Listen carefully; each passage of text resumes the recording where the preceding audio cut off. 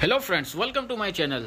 तो फ्रेंड्स, आज मैं आप लोगों के लिए एक ऐसी स्पेशल खाद लेकर आया हूं जिससे आप लोगों के प्लांट्स बहुत खुश रहेंगे। जैसे कि आप देख रहे हैं, ये मेरा गार्डनिया का प्लांट्स है। इसके अंदर किस तरीके से न्यू ग्रोथ आ रही है, हर टहनी में आपको इसकी न्यू ग्रोथ दिख रही होगी। इसके अलावा आप मेरा ये दूसरा प्लांट देखिए, इसकी मैंने हार्ड प्रूनिंग की थी, लेकिन इसके बाद फिर इसने किस तरह से अपनी ग्रोथ पकड़ी है और कितनी सारी टहनियाँ इसकी निकलना शुरू हो गई है। तो इनमें मैं कौन सी खाद यूज़ कर रहा हूँ जिससे मुझे इसका इतना अच्छा रिजल्ट मिल रहा है। और दूसरी चीज़ ये कि ये सिर्फ न्यू ग्रोथ के लिए ही नहीं, अगर तो आपके फ्लावर्स वाले प्लांट्स है उनके अंदर फ्लावरिंग नहीं हो रही, या फिर आपके फ्रूटिंग वाले प्लांट्स है उनके अंदर फ्रूटिंग नहीं हो रही, या फिर आपके वेजिटेबल्स वाले प्लांट्स है जिनके अंदर वेजिटेबल्स नहीं लग रहे, तो उनके अंदर जल्द से जल्द न्यू ग्रोथ देखने को आपको मिलेगी। अगर आपके वेजिटेबल्स वाले प्लांट्स है तो उनके अंदर फ्लावरिंग आना शुरू हो जाएगी और फ्लावर ऐसे आएंगे कि वो झड़ेंगे नहीं, और सबके सब प्लांट्स के अंदर, सबके सब फ्लावर्स के अंदर फ्रूटिंग होगी। और सिर्फ फ्रूटिंग ही नहीं कि उन फ्रूट का साइज भी बड़ा होगा और अच्छे हेल्दी फ्रूट्स होंगे। तो फ्रेंड्स, जिस स्पेशल खाद की मैं बात कर रहा हूँ वो मैं आपके सामने लेकर आ गया हूँ। ये 1 चम्मच जो आपको दिख रहा है, ये एक स्पेशल खाद है। इसके बहुत सारे फायदे हैं। ये 1 चम्मच सिर्फ फर्टिलाइजर का काम नहीं करेगा, बल्कि साथ ही साथ ये एंटी फंगल भी है। पेस्ट को दूर रखने के लिए भी काम आता है, जैसे कि स्लग और स्नेल्स। इसके अलावा फंगस को ख़त्म करता है। अगर आपकी मिट्टी के अंदर दीमक लग चुकी है या प्लांट्स में दीमक लग चुका है, उसके खात्मे के लिए भी इसको हम इस्तेमाल कर सकते हैं। तो फ्रेंड्स, इस 1 चम्मच वाली खाद को इस्तेमाल किस तरीके से करना है, कितनी क्वांटिटी में इस्तेमाल करना है और कौन कौन से प्लांट्स में यूज़ करना है, ये सब मैं आज आपको इस वीडियो में बताने वाला हूँ। डिटेल से वीडियो को एंड तक ज़रूर देखिएगा। इसके फ़ायदे नुकसान सब मैं आपको बताऊँगा। चैनल को सब्सक्राइब नहीं किया तो सब्सक्राइब कर दें, बेल आइकन को दबाना बिल्कुल भी मत भूलिएगा। तो फ्रेंड्स, आप ये जो खाद देख रहे हैं ये है वुड ऐश, यानी लकड़ी की राख। मतलब लकड़ियों को जलाने के बाद जो इसकी राख बन जाती है, जो इसका ये ऐश बनता है, इसको हम अपने प्लांट्स के लिए यूज़ कर सकते हैं। इसके अंदर बेशुमार फ़ायदे हैं जो भी मैं आपके साथ शेयर करने वाला हूँ। इस वुड ऐश के अंदर सबसे ज़्यादा जो पाया जाता है वो है कैल्शियम, पोटेशियम, मैग्नीशियम और फास्फोरस जैसे न्यूट्रिएंट्स इसके अंदर अवेलेबल होते हैं, जो कि प्लांट्स की ग्रोथ के लिए बहुत ज़्यादा ज़रूरी होते हैं। पोटेशियम के फ़ायदे आपको पता है कि पोटेशियम प्लांट्स में जो ज़रूरी है, इससे फ्लावरिंग आने में हेल्प मिलती है और फ्रूटिंग वाले प्लांट्स में फ्रूटिंग आने में हेल्प मिलती है, और इसके अलावा बहुत सारी बीमारियों से हमारे प्लांट्स को बचा के भी रखता है। और इसके अंदर कैल्शियम भी है, जिसके फ़ायदे ये होते हैं कि प्लांट्स के अंदर जब वो फ्रूट लगता है या फ्लावरिंग होती है तो उसकी हेल्थ बहुत अच्छी तरीके से रखता है और उसका साइज़ भी बड़ा होता है। इसके अलावा ये वुड ऐश हमारी सॉइल मिक्सचर के लिए भी बेटर है, क्योंकि हमारे सॉइल का पीएच लेवल को ये बैलेंस रखता है। और अगर हमारे सॉइल का बैलेंस पीएच होगा तो इसका फ़ायदा ये होगा कि जो भी हम न्यूट्रिएंट्स वगैरह हम अपने प्लांट्स को देते हैं, फर्टिलाइज़र हम अपने प्लांट्स को देते हैं, तो वो उसको ऑब्जर्व करने में मदद करता है, जो कि प्लांट्स के लिए बहुत ज़्यादा ज़रूरी है जब ये फ्रूटिंग और फ्लावरिंग करते हैं। अगर आपके कुछ प्लांट्स ऐसे हैं जिसमें फंगस अटैक हो चुका है या कीड़ों का अटैक हो चुका है, जिनकी ग्रोथ रुक चुकी है, उसके अंदर भी हम जब इसका इस्तेमाल करेंगे वुड ऐश का, तो उससे फंगल अटैक भी सही हो जाएगा हमारा। इसके अलावा अगर कुछ इंसेक्ट वगैरह होंगे वो भी दूर भाग जाएंगे, जैसे कि स्नेल्स, स्लग्स और भी बहुत सारे कीड़े जो इसकी वजह से दूर भाग जाते हैं। तो फ्रेंड्स, अब बात करते हैं कि इसका वुड ऐश का इस्तेमाल हमें किस तरीके से करना है। सबसे पहले तो एक चीज़ का ख्याल रखना कि इसका इस्तेमाल हम डायरेक्टली इस तरीके से नहीं करेंगे कि यहाँ पर डाल दें और स्टेम के करीब डाल दें, क्योंकि वुड ऐश स्टेम के करीब डालने से ये स्टेम को नुकसान पहुंचा सकती है, स्टेम को जला सकती है, क्योंकि इस वुड ऐश के अंदर पानी को ऑब्जर्व करने की ताकत होती है। और अगर हमने इसको स्टेम में डायरेक्ट डाला तो ये पानी ऑब्जर्व करेगी, जिसकी वजह से ये हमारी स्टेम ड्राई हो जाएगी। इस चीज़ का हमें ख्याल रखना है, स्पेशली अगर रेनिंग सीजन चल रहा हो, क्योंकि रेनिंग सीजन में ह्यूमिडिटी लेवल बहुत ज़्यादा होता है, मतलब कि हवा में भी पानी की नमी होती है, और हम इसको अगर इसके तरफ डालेंगे तो इसकी वजह से स्टेम को नुकसान हो सकता है। तो इसका ख्याल हमें रखना बहुत ज़्यादा ज़रूरी है। इसका सही तरीका मैं आपको बता दूं किस तरीके से हमें इसको यूज़ करना है। तो फ्रेंड्स, अपने प्लांट्स में वुड ऐश करने से पहले हम अपने इस प्लांट्स के अपने इस पॉट में गोडी कर लेंगे।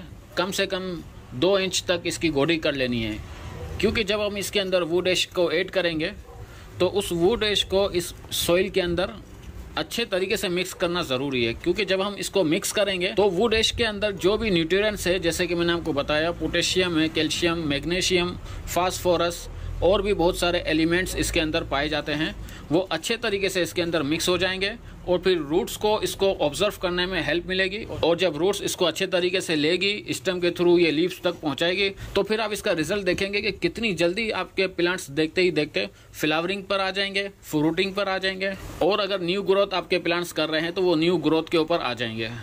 अब इसकी आपकी क्वांटिटी बताऊं, अगर आपका प्लांट्स 10 से 12 इंच के पोट में है तो आप ये 1 टेबल स्पून इसके अंदर यूज़ करेंगे।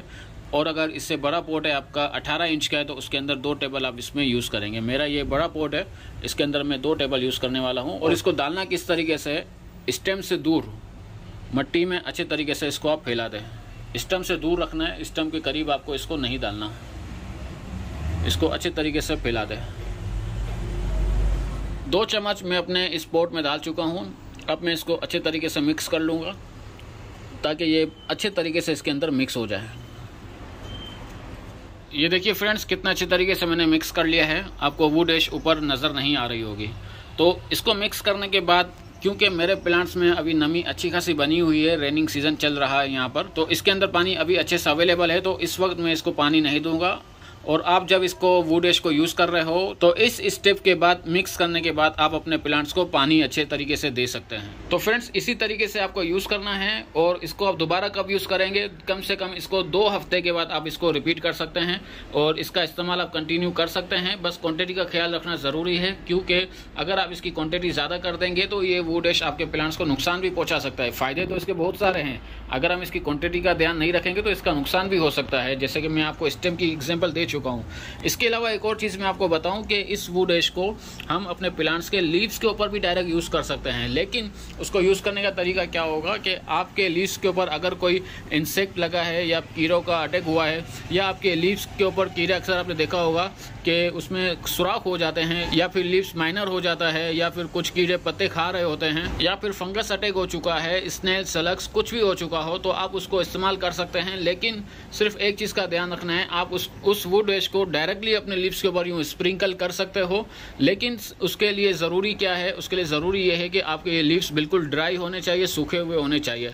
अगर आपके लीव्स गीले हैं या आपने उसके ऊपर पानी का स्प्रे किया है, उसके बाद आप अपने वुड ऐश को स्प्रिंकल करोगे तो वो वुड ऐश का नुकसान क्या होगा कि वो आपके लीव्स को बर्न कर देगा, आपके लीव्स को जला देगा। इसके अलावा इस वुड ऐश के और भी बहुत सारे फायदे हैं, जैसे कि अगर आप किसी सीड्स को आप सेफ रखना चाहते हैं, जैसे कि आपके पास कुछ सीड्स विंटर के हैं, आप उसको सेफ रखना चाहते हैं, तो कोई भी आप एक एयर टाइट छोटा सा डब्बा ले ले, उसके अंदर सीड्स डाले और उसके अंदर थोड़ा सा वुड ऐश को यूं स्प्रिंकल कर दे और हल्का सा पानी का छींटा मार के इसको यूं हिला ले, ताकि इससे क्या होगा कि आपके वो जितने भी सीड्स है वो सब के सब वुड ऐश के साथ हो जाएंगे। तो वो वुड ऐश आपके सीड्स को बचा के रखेगा, जितने भी टाइम के लिए आप रखेंगे आपके सीड्स वो सेफ रहेंगे। फ्रेंड्स, लास्ट में आपको एक बात और बता दूं कि ये जो मैंने इस्तेमाल किया है वुड ऐश मतलब लकड़ी की राख।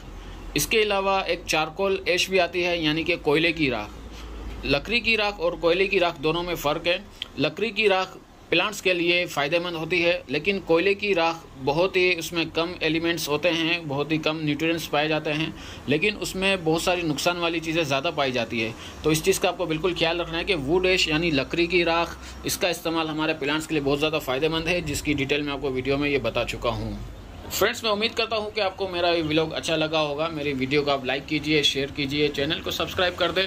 बेल आइकन को नहीं दबाया तो बेल आइकन को ज़रूर दबा दें, क्योंकि इसी तरह के यूनिक कंटेंट मैं अपने चैनल पे शेयर करता रहता हूं। अगर आपने बेल आइकन को दबाया होगा तो वक्त पर आपको नोटिफिकेशन आ जाएगा और वो वीडियो देखेंगे तो उससे आप भी फ़ायदा उठा सकते हैं और अपने गार्डन को हेल्दी रख सकते हैं। तो मिलते हैं अपने नेक्स्ट व्लॉग में, तब तक के लिए बाय बाय, टाटा, शब्बा खैर।